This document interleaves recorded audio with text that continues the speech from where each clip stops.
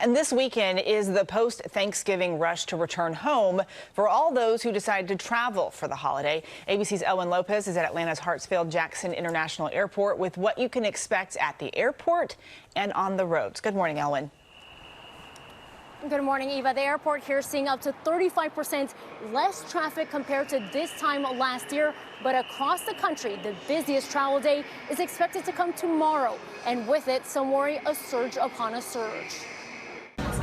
This morning, the nation's airports bracing for what's ahead.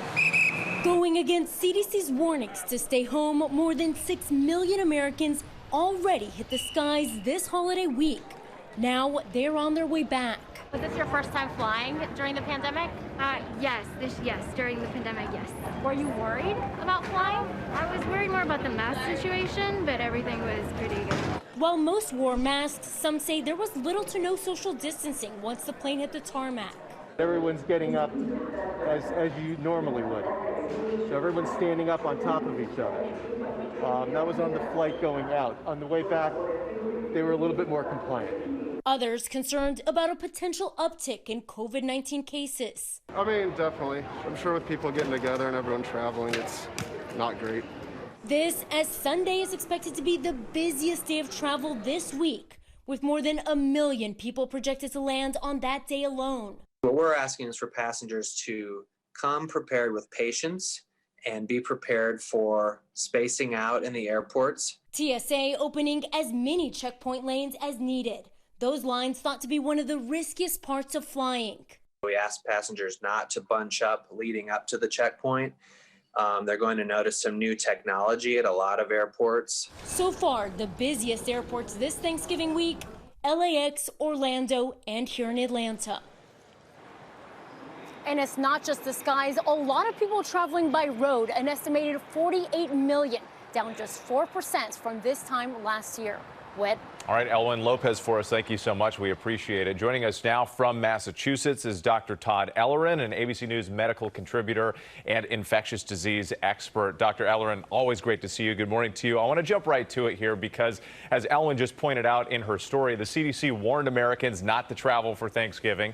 Millions did anyway. What do people need to do now to protect themselves and their families as they head home from the holiday?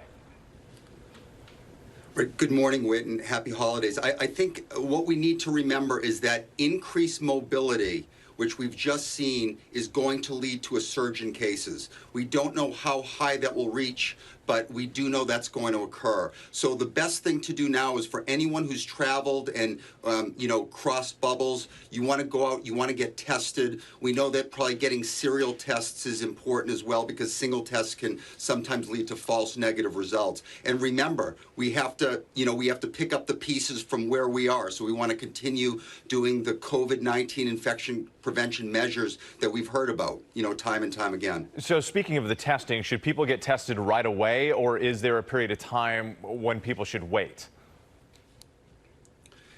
So it's an important question. Generally what we say is that when you're tested the day that you get infected, you test negative. We know that from studies. So we generally recommend being tested maybe 4 days after the last contact that you've had. But again, single tests can, have false negatives. We're still recommending it, but if you can get more than one test over time, that increases the accuracy and the likelihood that you'll pick up infection. I want to switch gears and ask you about some of this hope on the horizon when it comes to a vaccine. We're told the FDA could give a vaccine emergency use authorization by late December. You and your colleagues treating patients on the front lines could be among the first to receive that vaccine. How are you? How is the hospital you're working with preparing for this? This is such exciting news. As Dr. Fauci has said, the cavalry is on the way.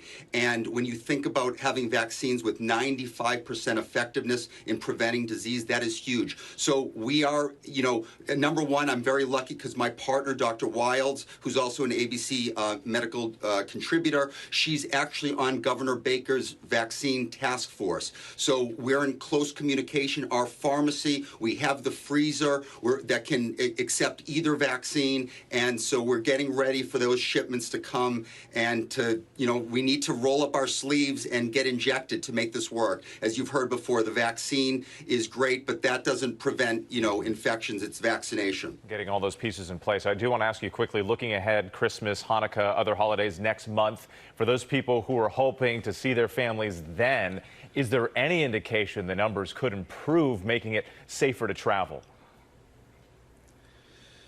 There's been such an onslaught of infections across the country. It's so diffuse right now. We just had Thanksgiving. As you heard, a lot of mobility, a lot of travel. We know there's going to be more surge. And remember, what's just happened is built in. We're going to feel those effects in 2 or 3 weeks.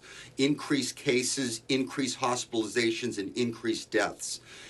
It's very hard for me to think that we're going to be okay before the Christmas holiday. I hope we are. I know these holidays are so important to get families together, but unfortunately, as you know, that leads to spreading transmission. Again, so much writing on those vaccines. Dr. Todd Ellerin, always appreciate it. Thank you so much for your time. Thanks, Whit.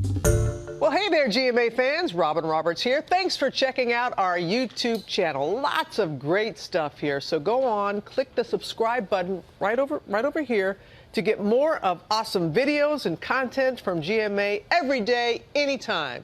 We thank you for watching, and we'll see you in the morning on GMA.